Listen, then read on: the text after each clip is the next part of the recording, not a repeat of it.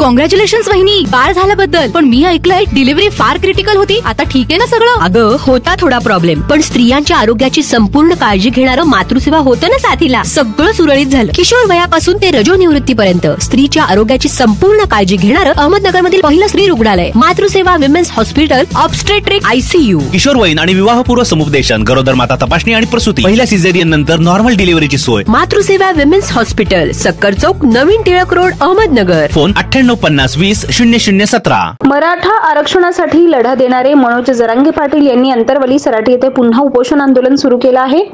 त्यांच्या समर्थनार्थ राज्यभर सकल मराठा समाजाच्या वतीनं ठिकठिकाणी उपोषण आंदोलन सुरू करण्यात आलेत. अहमदनगर येथील सकल मराठा समाजाच्या वतीनं नगर तहसील कार्यालयासमोर उपोषण सुरू केलं असून अहमदनगरचे गोरखदळवी, सखाराम गुंजाळ, संतोष आजबे या तिघांनी उपोषण सुरू केलं असून जोपर्यंत मराठा समाजाला ओबीसीतून आरक्षण मिळत नाही तोपर्यंत मनोज जरांगे पाटील यांच्यासोबत राज्यभरातील सर्व सकल मराठा समाज आंदोलन करत राहील असं आंदोलकांनी म्हटले आहे. 2 दिवसापूर्वी म्हणजेच आता 48 तास पूर्ण होतात. आम्ही कलेक्टर ऑफिसला जाऊन जिल्हाधिकारी साहेबांना निवेदन दिलं की मनोजदादा जरांगे हे मराठा आरक्षणासाठी, ते पण ओबीसीतूनच आरक्षण पाहिजे 50% आतमध्ये, या मागणीसाठी मनोजदादा जरांगे यावेळेस 6व्या वेळेस बसत आहेत.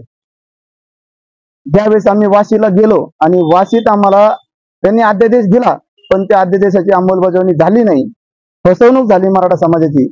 त्यामुळं पुन्हा एकदा मनोजदादा जरांगे हे 6व्या वेळेस उपोषणाला बसले आहेत. आम्हाला वाटलं होतं की सरकार 4 ते 5 दिवसात निर्णय घेईल, म्हणून आम्ही 2 दिवसाचा अल्टिमेटम दिलता. तो अल्टिमेटम आता 2:30 ते 3च्या दरम्यान संपतोय. म्हणून आम्ही इथं उपोषणाला माझ्याबरोबर संतोष आजबे, नवनागापूर व सखाराम गुंजाळ हे बाराबाबळी, मी गोरखदळवी, आम्ही तिघं पण व माझ्याबरोबर आज सगळेच मराठा समाजाचे बांधव जीवाला जीव देऊन पाठीला थाप लावून जे मराठा बांधव उपोषणाला बसलेत त्यांच्या पाठीमागे एवढं ताकदीने उभे राहिलेत. आमचं मनोबल उंचवलं आणि आज आम्ही या शासनाच्या विरोधात अन्नत्याग उपोषणाला इथं सुरुवात करत आहोत. अन्नत्याग उपोषणाला सुरुवात करत असताना माझी पहिली विनंती मुख्यमंत्री साहेब यांना अशी आहे, म्हणजेच शिंदे साहेब, का तुम्ही जे वाशीमध्ये आम्हाला शब्द दिलता, अध्यादेश काढून छत्रपतींच्या पाया पडून अध्यादेश काढला होता आणि शब्द दिलता का तुमची अंमलबजावणी केल्या जाईल, सगळे सोयरेक आदेश पारित होईल, पण तो डावलला गेला. त्याच्यानंतर पुन्हा आंदोलनाला सुरुवात झाली, पुन्हा लोकसभा येऊन गेली, लोकसभेत पण तुम्हाला झटका भेटला.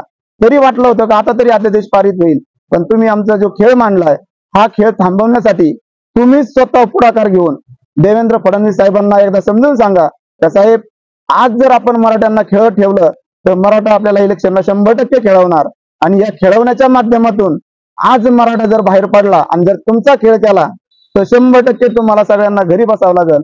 म्हणून एकदा पुन्हा शिंदे साहेब आपल्याला विनंती करतो की मनोजदादा जरांगे पाटील आज 4 दिवस त्यांच्या उपोषणाला होत आहेत आणि त्यांचा अंत पाहू नका. त्यांची तब्येत पहिलीच खालवलेली आहे, त्यांचं शरीर पहिलेच जीर्ण झालेलं आहे. त्या जीर्ण झालेल्या शरीराला मला असं वाटतं तुम्हाला मराठ्यांचा जो 350 वर्षानंतर, आम्ही छत्रपतीचं नाही म्हणत, पण छत्रपतीचा एक अंश म्हणून या जगात आज पैदा झालेला मनोजदादा जरांगे पाटील यांच्या माध्यमातून मराठा समाज 3.5 वर्षाच्या नंतर एकत्र झालाय आणि त्यांचा पुन्हा घात करायचा काय तुम्हाला, म्हणजे तुम्ही या 3.5% ब्राह्मणांच्या नादी लागून मराठा समाजाचे तुम्ही हिंदुत्ववादाचे तुम्ही मेन आहात असे दाखवतात या महाराष्ट्रात का मी हिंदुत्व, व ज्या बाळासाहेब ठाकरेच्या शिवसेनेने हिंदुत्व सोडलं म्हणून मी त्यांच्याशी सोडून मी पुन्हा बीजेपीशी सत्ता स्थापन केली किंवा 40 आमदार फोडले आणि त्यांच्यात गेलो. हे जे तुमचं हिंदुत्ववादाचं जे म्हणणं आहे ना, ते म्हणणं तुम्ही एकदा खरं करून दाखवा.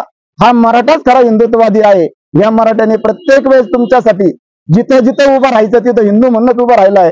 आणि आज पण तुम्हाला आम्ही सगळे मराठा एक शपथ घेऊन सांगतो का जर तुम्ही आमचा अध्यादेश पारित केला तर पुन्हा मुख्यमंत्री सुद्धा तुम्हीच होणार. हे मराठ्यांच्या वतीने तुम्हाला शब्द देतो. थांबतो. जय जिजाऊ, जय शिवराय. भाडोत्री उपोषणाला बसलेला नवनाथ वाघमारे आणि हाके हे वारंवार सातत्याने सूर्यावर थुकण्याचा प्रयत्न करत आहे. आता तुम्ही एक गोष्ट बघू शकता का यांना अख्खा महाराष्ट्र उपोषणाला बसण्यासाठी जागा आहे तरी ते आंतरवलीतच का गेले. त्यांनी यांना कुणीच विचारत नाही. यांना यांच्या जातीचे बी लोक विचारत नाही, कुणी बहुजन विचारत नाही, कुणी हिंदुत्ववादी विचारत नाही, कोणता नेता बी बघायला जात नाही. यांना कुठूनच समर्थन मिळालं. आणि मग जरांगे पाटील यांच्यावर एक एकही शब्दाची टीका करत नाही. म्हणून हे भाऊसाहेब हे प्रसिद्धीसाठी पब्लिसिटी स्टंट देण्यासाठी वेगवेगळे खोके घेतले वगैरे आरोप करत आहेत. आता आपण पाहिलं हाके हा गेल्या वर्षभरापासून हा उपोषण करत फिरत आहे आणि त्याचा आताच एका पॉश एरियात मोठा फ्लॅट त्याला गिफ्ट सुद्धा देण्यात आलेला आहे. हाकेने तो फ्लॅट कुठून भेटला त्यांनी ते सांगावं आणि हाकेला फ्लॅट भेटला म्हणून या नवनाथ वाघमारेचा आता जीव चाललाय. तर आता आपल्या मालकाला काहीतरी भेटलं, आता त्याच्यावर बी काहीतरी त्याला फ्लॅट भेटला, याला 2 रूमचं घर तरी कुठेतरी भेटावं म्हणून हा कोणत्या त्यांच्या वरिष्ठांच्या साधनेवरून पाटलांविरुद्ध भुकत आहे. काय खोके घेतले वगैरे हे घेतले. आता हाकेला त्याच्या ह्या इलेक्शनला सुद्धा त्याला खासदारकीच्या इलेक्शनला 1,500-2 हजाराच्या वर मते नाही. हा फक्त सगळ्यांचं अटेन्शन स्वतःकडे खेचण्यासाठी आणि त्यांच्या वरिष्ठ सरकारच्या मालकांनी टाकलेल्या तुकड्यांवर इमानदारीत भुकण्याचं काम करण्याचा प्रयत्न करत आहे. कारण आता हाकेच का तर आपण पाहिलं छगन भुजबळ असेल किंवा बाकीचे असेल बाकीच्यांची सेटलमेंट व्हॅल्यू खूप मोठी. यांना खासदारकी द्यावं लागते, आमदारकी द्यावं लागते, मंत्रीपद द्यावं लागतं. हाकेसारख्या किरकोळ माणसाला काय एखादा फ्लॅट दिला, पुढे स्वीकृत मध्ये नगरसेवक पद दिलं किंवा सहजासहजी विकला जातो. म्हणून आता हे बाकीचे ओबीसी नेते सोडून हाकेला पब्लिसिटी देण्याचं काम या नालायक सरकारकडून चालू आहे. तरी सुद्धा आमची तुम्हाला विनंती आहे तर तुम्ही आता हे माणसं घालायचे आणि मराठ्यांविरुद्ध उभे करायचे थांबवा. यांना यांच्या जातीतून सुद्धा सपोर्ट भेटाना आणि तुम्हाला उपोषण करण्यासाठी संपूर्ण महाराष्ट्र पडलेला असताना तुम्ही आंतरवलीत जाऊन जी चूक केलेली आहे ही तुमच्या आयुष्यातली सर्वात मोठी चूक आहे. तुम्हाला ओबीसी समाज सुद्धा माफ करणार नाही आणि लवकरच तुमचं सगळं वस्त्र हरण होणारच आहे.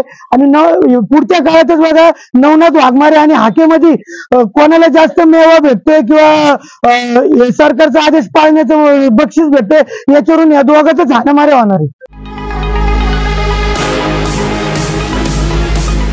राम एजन्सी सादर करत आहे Samsung big TV festival offer. Branded electronic वस्तूंच्या रूपाने सजेल आपले घर सुंदर. त्वरा करा, ही ऑफर राम एजन्सीच्या तिन्ही शोरूम मध्ये 14 सप्टेंबर पासून मर्यादित कालावधीसाठी उपलब्ध. शाखा मार्केट यार्ड, नवी पेठ आणि Savedi, Ahmednagar. Celebrate new era in AL entertainment.